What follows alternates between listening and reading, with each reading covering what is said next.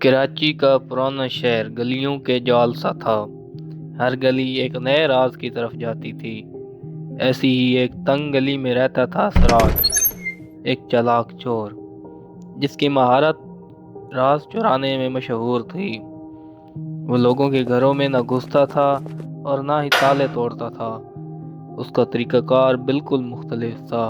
ایک رات سراج کو ایک امیر تاجر سیٹھ حکیم کا بلاوا آیا۔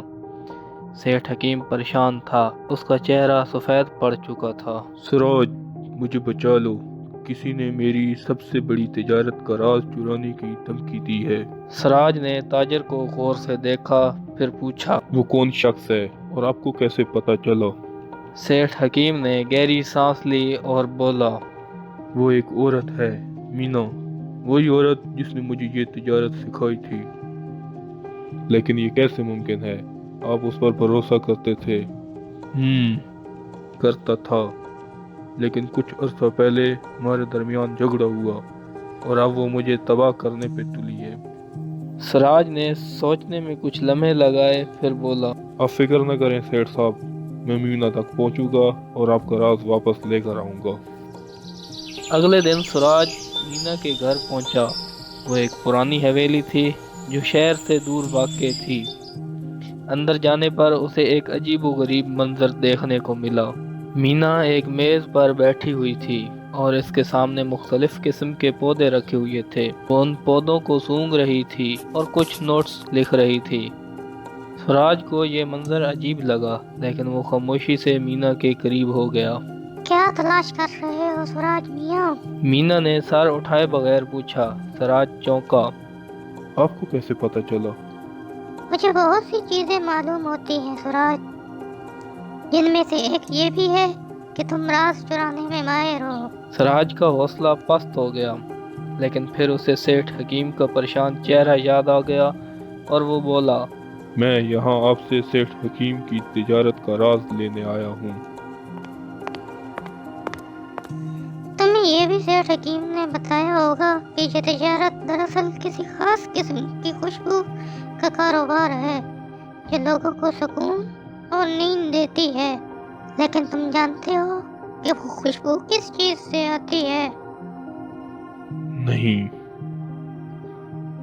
یہ خوشبو ان پودوں سے ملتی ہے، لیکن ان پودوں کو اگانا، خوشبو نکالنا اتنا آسان نہیں ہے۔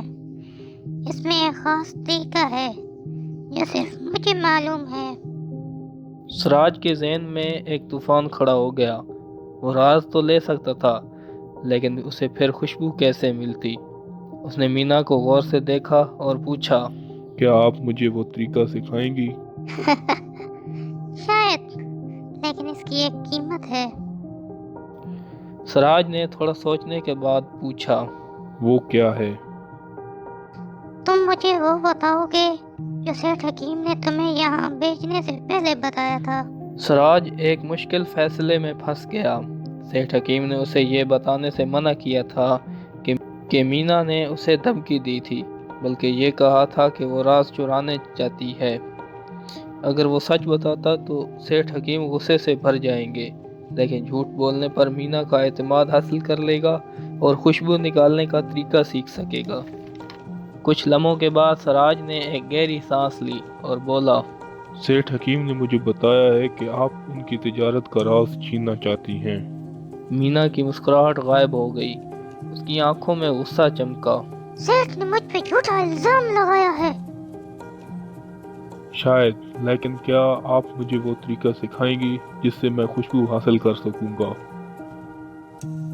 مینا نے کچھ دیر سوچا، پھر اس نے سر ہلایا اور کہا، ٹھیک ہے، لیکن اس شرط پر کہ تم سیٹھ حکیم کو یہ راز نہیں بتاؤ گے کہ خوشبو پودوں سے آتی ہے، اور یہ راز ہمارے درمیان ہی رہے گا۔ کچھ دنوں بعد سراج نے خوشبو نکالنے کا طریقہ سیکھ کر واپس آیا۔ اس نے خوشبو سیٹھ حکیم کو دے دی۔ وہ بہت خوش ہوا، لیکن سراج نے اسے یہ نہیں بتایا کہ خوشبو دراصل کس چیز سے آتی ہے۔ رازوں کا سودا کرنا ہمیشہ نقصان دہ ہوتا ہے۔ سراج نے مینا سے جھوٹ بولا اور سیٹھ حکیم سے بھی جھوٹ بولا۔ اس طرح وہ ایک مشکل فیصلے میں پھنس گیا۔